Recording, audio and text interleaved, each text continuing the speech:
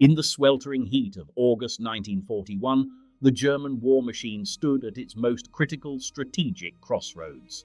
Operation Barbarossa, the titanic invasion of the Soviet Union, had raged for 2 months. To the officers of the German General Staff, the ultimate prize was now within tantalizing reach. Moscow, the beating political, cultural, and logistical heart of the Soviet Empire, lay just 200 miles to the east of Army Group Center.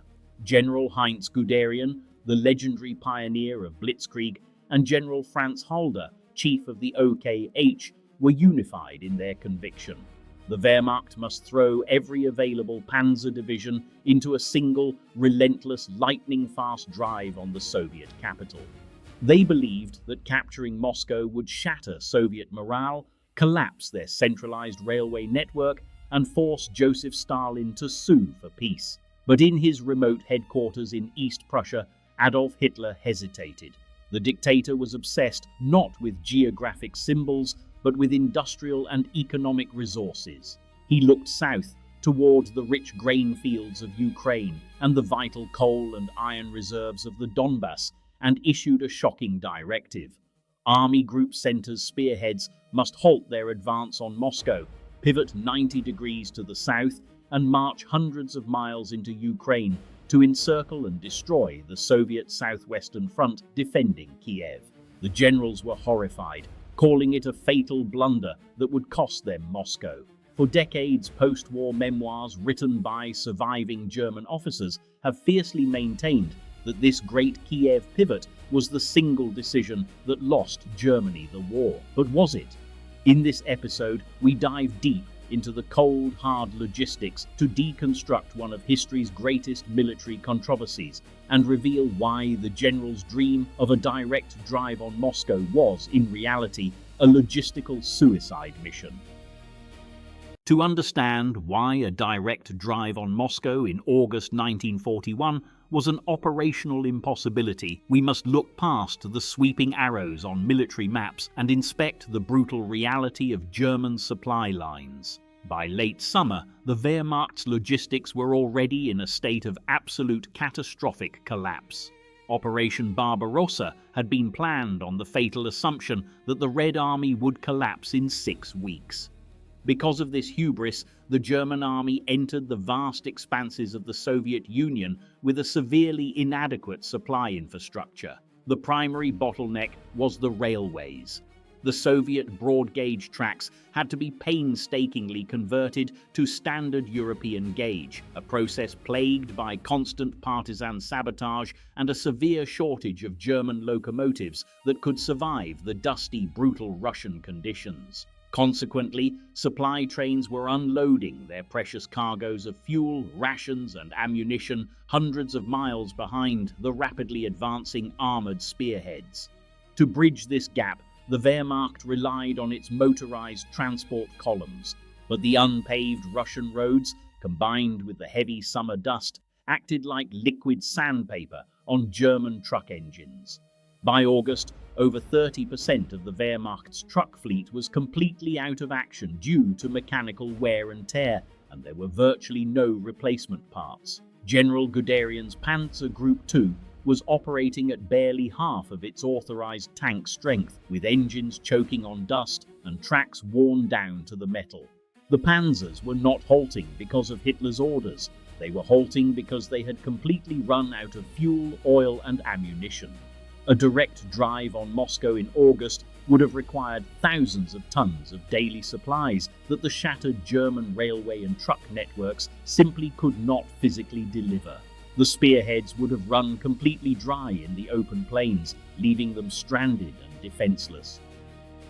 Even if we engage in the ultimate historical fantasy and assume that German supply lines could have miraculously sustained a direct drive on Moscow, the Wehrmacht faced an even more terrifying operational threat: the massive, undefeated Soviet southwestern front. Stationed in the fertile plains of Ukraine around the heavily fortified city of Kiev was a colossal force of over 600,000 Red Army soldiers, commanded by Marshal Semyon Budyonny and General Mikhail Kirponos. This was not a demoralized, broken army. It was a highly organized, heavily armed force packed with hundreds of tanks and artillery pieces. If Army Group Center had ignored Hitler's orders and pushed its armor directly eastward toward Moscow in August 1941, they would have been forced to leave their right flank completely exposed over a distance of more than 400 miles. As the German spearhead stretched thinner and thinner on the road to the capital, Kirponos's massive Soviet army group in Ukraine would have been presented with the ultimate tactical opportunity. With the German infantry divisions lagging far behind the fast-moving panzers, the Red Army would have launched a devastating, coordinated counteroffensive northward, directly into the exposed underbelly of Army Group Center. This flanking blow would have easily severed the fragile single-track railway lines and dirt roads that connected the German panzers to their supply bases in Poland. Instead of capturing Moscow, the elite divisions of Army Group Center would have found themselves completely cut off, surrounded in the deep Russian interior, and systematically annihilated in a massive pincer of the Soviets' own making. By ordering the Kiev Pivot, Hitler was not being a military amateur. He was adhering to basic sound military doctrine. You cannot launch a decisive strategic offensive while leaving a massive, fully armed enemy force sitting directly on your exposed flank. Let us now enter our alternate timeline. What if Adolf Hitler had yielded to the intense pressure of his general staff, abandoned his economic focus on Ukraine, and authorized the direct concentrated drive on Moscow in August 1941?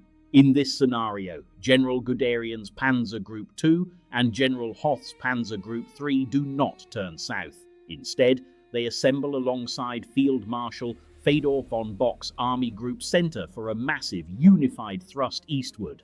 On paper, the concentrated power of Germany's armored forces looks unstoppable, but as the panzers cross the Dnieper River, they immediately crash into the heavily fortified, multi-layered Vyazma-Bryansk defensive lines. This was the Soviet capital's outer shield, constructed by millions of mobilized civilian workers and packed with deep anti-tank ditches, concrete pillboxes, and relentless artillery emplacements. Under the command of General Georgy Zhukov, the Red Army conducts a brutal, fanatical defense of every forest, village, and hill. Although the German panzers eventually managed to bypass and encircle several Soviet armies in costly, exhausting battles, the timetable is completely shattered. Each mile advanced toward Moscow is paid for in a river of German blood and a catastrophic expenditure of non-replaceable equipment. By the time the exhausted, depleted German divisions finally catch sight of the golden spires of the Kremlin in late October, the weather begins to turn. The notorious Russian autumn rain arrives, transforming the unpaved landscape into a bottomless ocean of thick, freezing mud. The German advance grinds to a complete, agonizing halt. Unlike the historical timeline, where the Wehrmacht had secured its southern flank and captured the rich resources of Ukraine, Army Group Center is now completely isolated, freezing in the mud, with zero economic support from the south and an active, fully armed Soviet giant preparing to strike from the Ukrainian steppe. The encirclement of Army Group Center in the winter of 1941 becomes the single greatest military catastrophe in European history. Denied permission by Hitler to execute a strategic breakout, and with their supply lines completely severed, over 1 million German soldiers are trapped in a freezing, desolate pocket stretching from the outskirts of Moscow back to Smolensk. The Luftwaffe, already crippled by the brutal winter conditions and lacking adequate transport planes, is completely unable to supply the pocket. One by one, the elite panzer and infantry divisions that had conquered Europe are systematically ground down and annihilated by relentless Soviet artillery bombardments and mass infantry assaults. By early 1942, the back of the German war machine is permanently broken. The Red Army launches a massive general offensive along the entire front, pushing the surviving Axis forces all the way back to the Polish border. The Great Kiev Pivot which post-war German generals so eagerly blamed for their defeat, was in reality the only decision that saved the Wehrmacht from a catastrophic, total collapse in the winter of 1941. By capturing Ukraine first, Germany secured its flank, eliminated a massive Soviet army, and acquired the vital agricultural and coal resources needed to sustain a multi-year war. The myth of the easy victory at Moscow was a comforting lie constructed by defeated generals to salvage their professional reputations. The cold, hard reality of military logistics proves that in total war, strategic greed is the quickest path to absolute destruction. As the freezing mud of November hardens into solid ice, the alternate Battle of Moscow reaches its terrifying climax.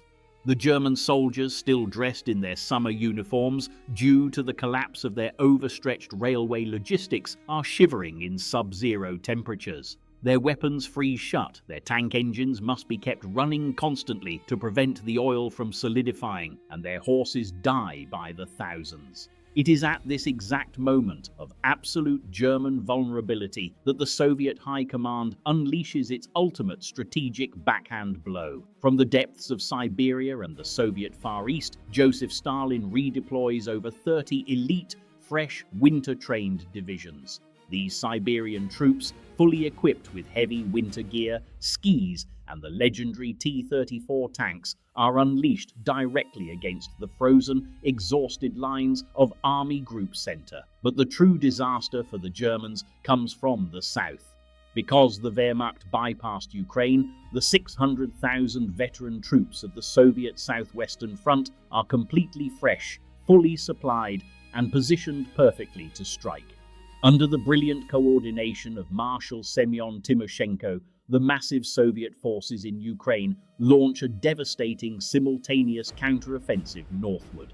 They smash through the thin, overextended German flank guards, routing the under-equipped German infantry divisions. Within days, the Soviet northern and southern spearheads link up far behind Army Group Center, cutting the main Smolensk-Moscow highway and trapping the entire core of the German military machine, including Guderian's and Hoth's panzer groups, in a colossal, inescapable pocket. The Battle of Moscow remains one of the ultimate turning points of World War II, a stark reminder that battles are won by tactics, but wars are won by logistics. If you enjoyed this deep, realistic deconstruction of military history, make sure to hit that like button and subscribe to the channel so you never miss our upcoming episodes, including our next video on the Battle of Kursk. What do you think? Would a direct drive on Moscow have succeeded, or was Hitler's economic strategy the only logical choice? Let us know your thoughts in the comments below, and we'll see you in the next episode.